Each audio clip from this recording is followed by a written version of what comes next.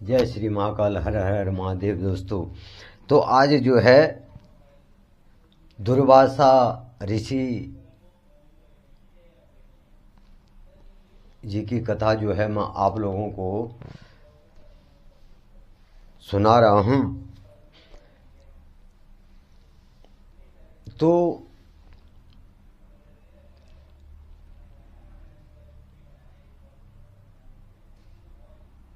एक बार जो है नंदीश्वर महाराज जो है सनत कुमार जी से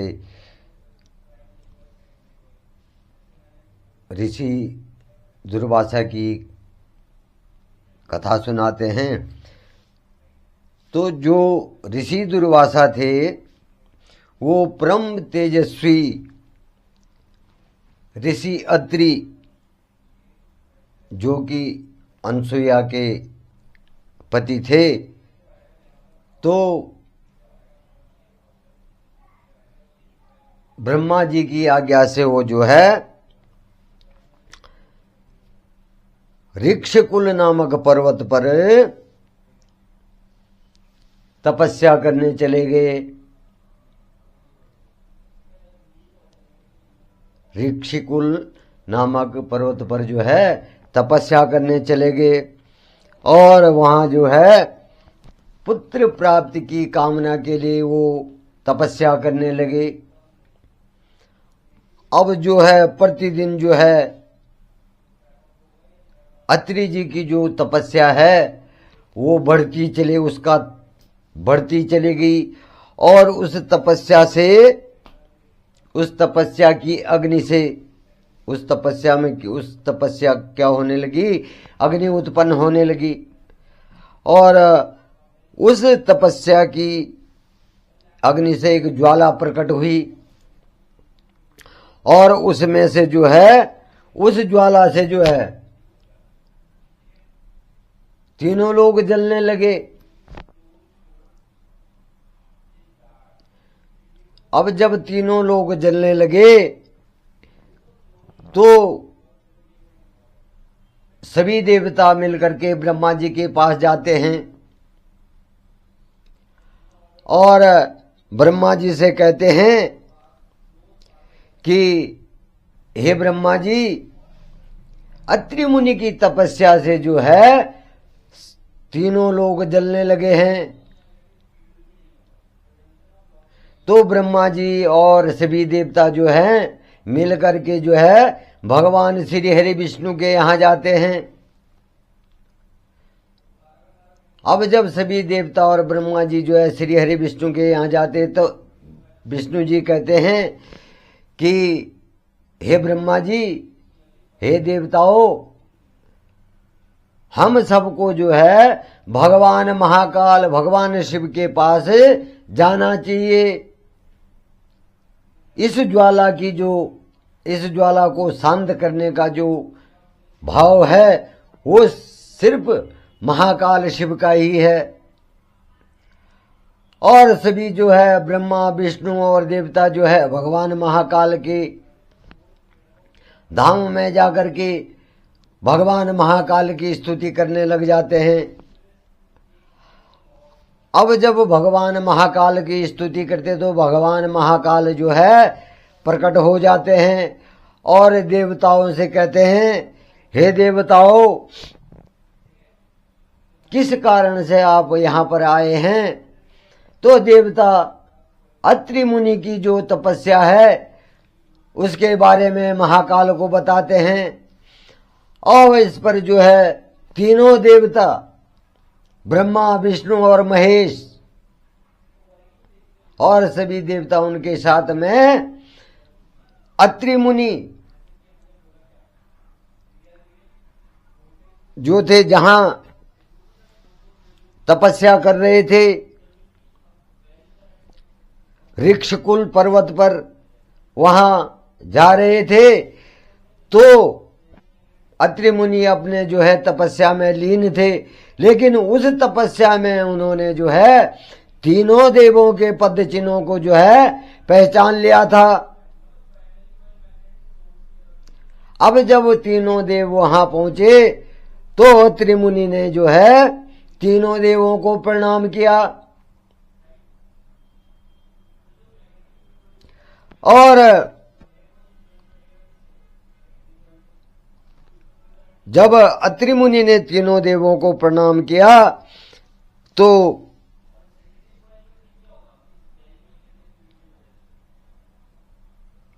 ब्रह्मा जी, विष्णु जी और भगवान शिव जो है अत्रि मुनि को वरदान देने के लिए वहां पहुंच गए। अब अत्रि मुनि बोले, अत्रि मुनि ने जब यह देखा तो अत्रि मुनि बोले, हे ब्रह्मा जी, हे विष्णु जी, हे महादेव जी, आप तो सबके पूजनीय हैं, आप तो ईश्वर हैं और इस सृष्टि के जो है सृजनहार भी आप ही हैं, रक्षक भी आप ही हैं और संहारकर्ता भी आप ही हैं। आप तीनों जो है यहां पर आए हैं और मैंने तो सिर्फ जो है पुत्र प्राप्ति की कामना जो है भगवान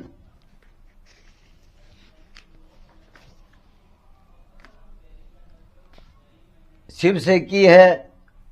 मैंने जो है पुत्र प्राप्ति की कामना जो है भगवान शिव से की है, उन्हीं की आराधना की थी। परंतु आप तो तीनों यहां आ गए हैं, लेकिन आप तीनों यहां पर आकर के मुझे धन्य कर गए हैं, आपके दर्शन मुझे धन्य कर गए हैं। अब अत्रि मुनि कहने लगे कि जब हे त्रिदेवो आप यहां पर आ गए हैं तो मुझे मेरा जो है इच्छित वरदान दीजिए। अब इस पर जो है त्रिदेवों ने जो है अत्रि मुनि की प्रार्थना सुनी और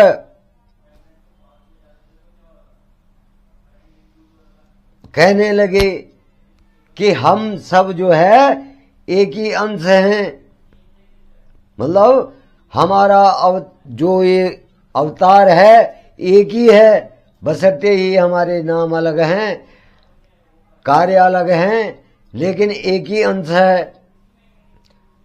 और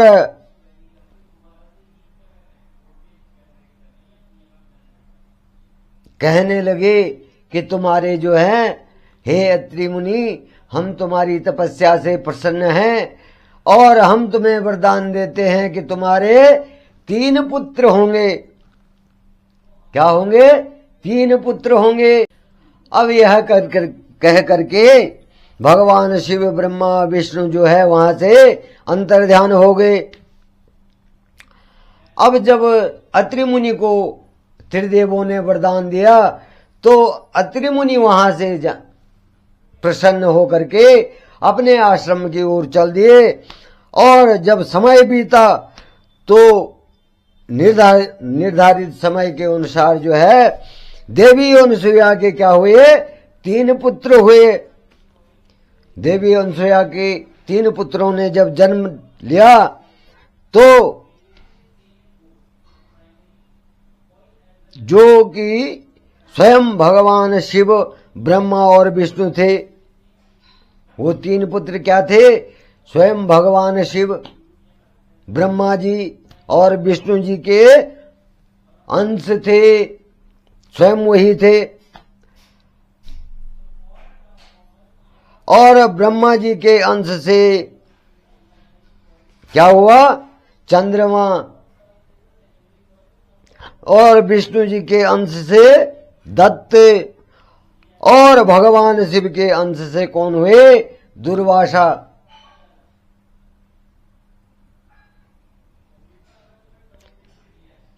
ब्रह्मा जी के अंश से जो है चंद्रमा, विष्णु जी के अंश से दत्त और भगवान महाकाल के अंश से जो है दुर्वासा जी की उत्पत्ति हुई। अब एक बार की बात है, दुर्वासा जी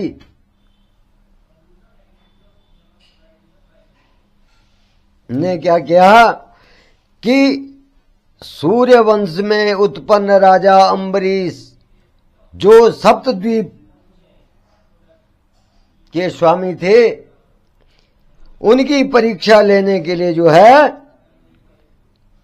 सब जो राजा अम्बरीश थे उनके द्वीप पर चले गए, उनके भवन में चले गए।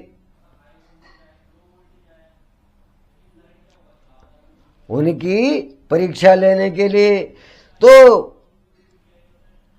राजा अम्बरीश ने क्या किया था, एकादशी व्रत लिया था और उसका जो है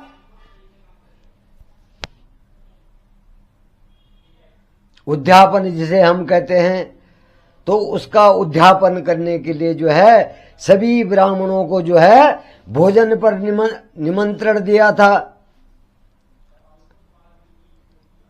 अब राजा अम्बरीश ने जो है सभी ब्राह्मणों को भोजन कराया, परंतु दुर्वासा ऋषि जो है तब तक वहां नहीं पहुंचे थे। अब जब सभी ब्राह्मणों ने भोजन कर दिया तो अम्बरीश ने क्या कर दिया, जल ग्रहण कर दिया। और जैसे ही अम्बरीश ने जो है जल ग्रहण किया तो वहां पर जो है दुर्वासा जी जो है प्रकट हो गए।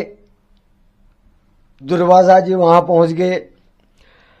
अब जब दुर्वासा जी वहां पहुंचे तो जैसे ही अम्बरीश ने जो है जल ग्रहण किया तो दुर्वासा जी उस पे क्रोधित हो गए और अम्बरीश से कहने लगे कि हे अम्बरीश, तुमने जो है सभी ब्राह्मणों को बुलाया और तुमने मेरा जो है मेरी प्रतीक्षा नहीं की, जबकि तुमने मुझे जो है भोज पे बुलाया था और तुमने मेरे आने से पहले ये जो है जल ग्रहण कर दिया है। और दुर्वासा ऋषि जो हैं क्रोधित हो गए। अब अम्बरीश ने जो है दुर्वासा ऋषि से क्षमा याचना की, क्षमा मांगी और दुर्वासा ऋषि को बहुत मनाया, लेकिन दुर्वासा ऋषि का क्रोध जो है शांत नहीं हुआ और दुर्वासा ऋषि जो है अम्बरीश से कहने लगे कि अम्बरीश, इस कर्म की सजा तो तुम्हें भुगतनी पड़ेगी।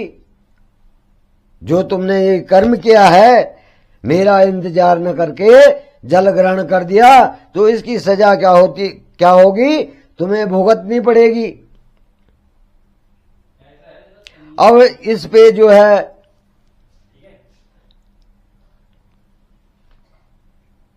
दुर्वासा ऋषि जो है अम्बरीश को जैसे श्राप देने के लिए तैयार होते हैं, तो तभी वहां क्या होता है, सुदर्शन चक्र प्रकट हो जाता है। भगवान विष्णु का सुदर्शन चक्र प्रकट हो जाता है और वो दुर्वासा ऋषि को कहते हैं कि हे दुर्वासा, अम्बरीश जो हैं भगवान शिव के ही अंश हैं और सुदर्शन चक्र की बात को सुनकर के जो है दुर्वासा ऋषि जो है शांत हो जाते हैं और तब राजा अम्बरीश जो है दुर्वासा के चरण पकड़ करके उनको उत्तम भोजन करवाता है, उनसे क्षमा मांगता है और उनको जो है उत्तम भोजन करवाता है। और ऐसे ही जो है एक बारी जो है दुर्वासा जी जो है मर्यादा पुरुषोत्तम भगवान राम के जो है परीक्षा लेने के लिए पहुंच जाते हैं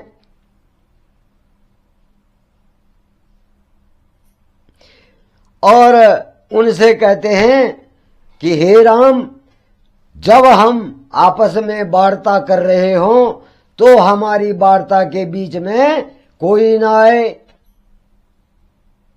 अब यह कह करके जो है भगवान रामचंद्र जी ने जो है दुर्वासा को वचन दिया कि हमारे बीच कोई नहीं आएगा। तो दुर्वासा जी ने कहा कि अगर कोई हमारे बीच आएगा तो उसे आपको त्यागना पड़ेगा।